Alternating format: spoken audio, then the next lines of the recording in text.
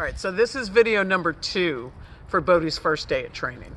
I wanted to start immediately with leash manners because that is a real journey and it's a matter of finding the things cut. You can stop it. Charlotte, quiet. Quiet. She's still going. Okay. Hey you guys, so this is video number 2 for Bodhi's first day of training. We started with walks and leash manners because that is going to be something that is a journey. And it starts with me taking him on a walk and trying to figure out what tools and what methods are going to resonate most with him. So what works for him may not work for another dog and vice versa. In his case, there is no question that a harness on a walk is not a good idea. It's not the right tool. And the reason is that even though he's not a sled dog variety, when you take any excited dog or a dog who's prone to excitement like he is, and you put him in something that puts pressure on the chest or the upper body, it creates a pull response in the dog. So you're basically turning him into a sled dog. He starts pulling, and the more pull he feels, the harder he pulls. The harder he pulls, the more excited his brain gets. So you end up on this hamster wheel of increasing excitement, mental excitement. As his brain gets more excited, he can't even hear you trying to communicate with him. So our goal is twofold. One is to find a way to communicate with him in a way that helps his brain stay a little calmer, as calm as we can keep it. And then to figure out cues that are going to tell him what we do want him to do. So my first move was to start toying with what tool would be best for him. Now, the tool that I like best for him, I love these for strong dogs, especially strong athletic dogs like him. This is referred to as a prong or a pinch collar. Some people villainize these things. They look like they're not going to be a friendly tool. But this is one of the friendliest, most gentle tools that you can use on a dog. Here's the reason why. Let me clip it together. These prongs are not sharp, they do not stab. What they do is they create just the slightest little squeeze when you give it a pop release. So that gives him, pinch is too strong a description. It gives him just a little squeeze and a slight little feeling of pinch, like what he would feel if he was getting a correction from another dog or the way his mother would have corrected him when he was a baby. So it resembles and kind of mimics that. More importantly, it speaks to him on his neck, which is the best receptacle for information. When you're trying to communicate with a dog in their core, the strongest part of their body, they're not as likely to hear it. But when you're communicating with dogs, there are 2 really great areas, the neck and the flank. So obviously for walks, the neck is the best place to give him signals. So what this does is it gives him a more focused signal than a flat collar. A regular just collar that has dog tags on it, we call it a flat collar. When a dog has a flat collar on, if they start to pull, it puts pressure on their trachea. It slows their flow of air, and when it slows their flow of air, it gets their brain excited. Brain gets excited, they pull more pressure on the trachea. So they start having this choking sensation. It is not kind, it is not comfortable, and it is not of any training value. In contrast, if we give him a quick signal, a little poke signal with this, he doesn't pull, we get his attention, he doesn't pull, so he doesn't have pressure on his trachea.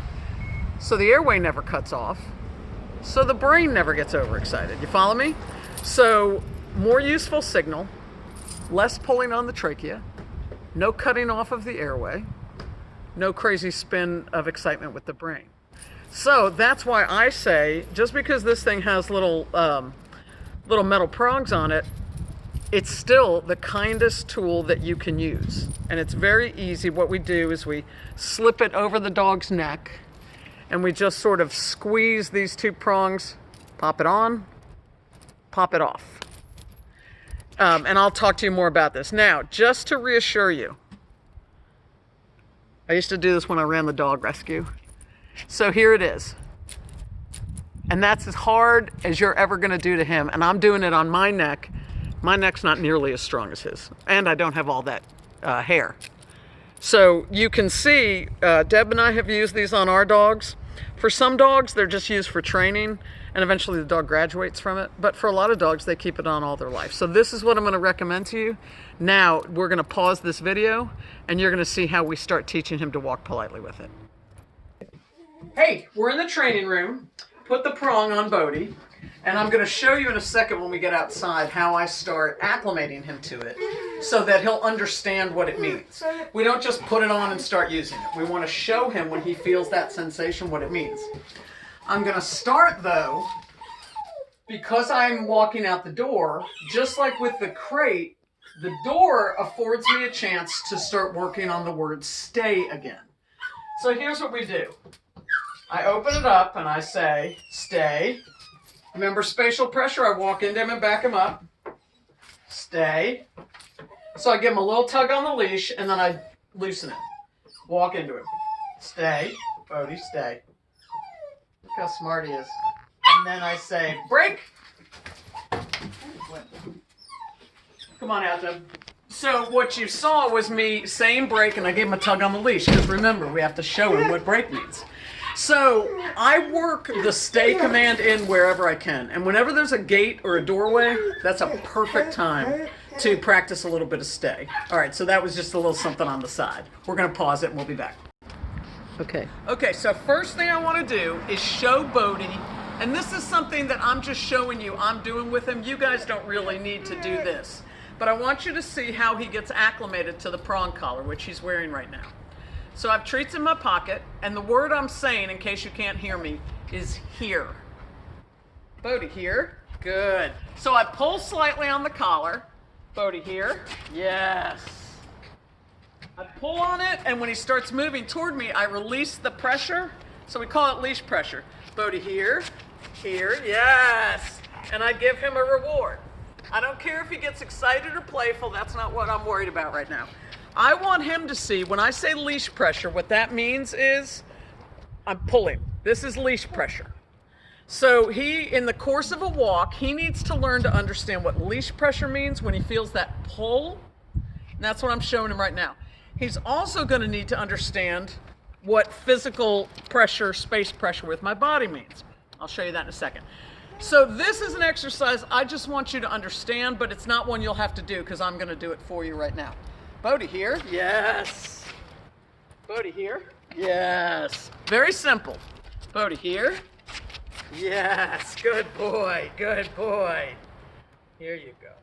So we get him used to that feeling, and then once he gets used to that feeling, we start to hit the street, not in big long walks. This is what we call a working walk. So if Deb will follow me. So what I'm going to do is not worry about some kind of crazy show dog heel position. He has two levels. One is I say here, which means come back closer to me, be with me. And the other is break, which means you are free to roam about. Okay? Off we go. We want, when a dog is doing the right thing, we always want the leash to be loose. If there's ever pulling on the leash, here, good boy. We give him information, and then we loosen it back up again. Here. Yes, good boy. Good boy. All right, let's walk.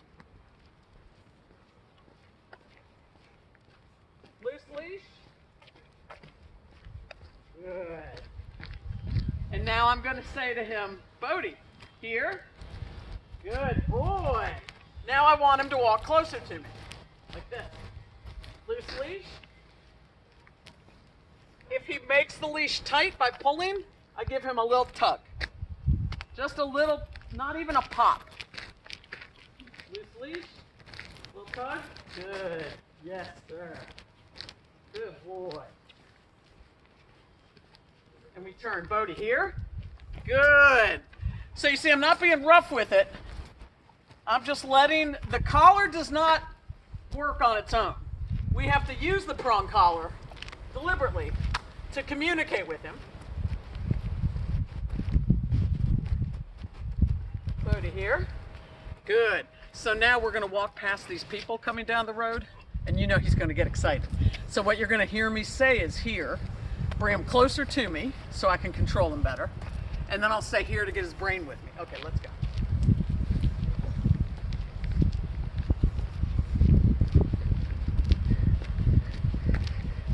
So he's already perking up because he sees him. So I'm not going to wait for him to act crazy. I'm going to say, Bodhi, here. Good. Hi, y'all. Bodhi, here. So he can perk up, but he doesn't get to go crazy. So I just here. Good boy. Good boy. And I don't care if you walk him on the right or the left. The big rule is that he needs to stay in his lane, whatever it is. No zigzag. Bodhi, here. Good. It's like, who's that following me? Good boy. Bodhi, here. Good. So you see how I'm cautious and deliberate, but I change direction from time to time so that he gets used to that cue, the word here. Here. Good boy.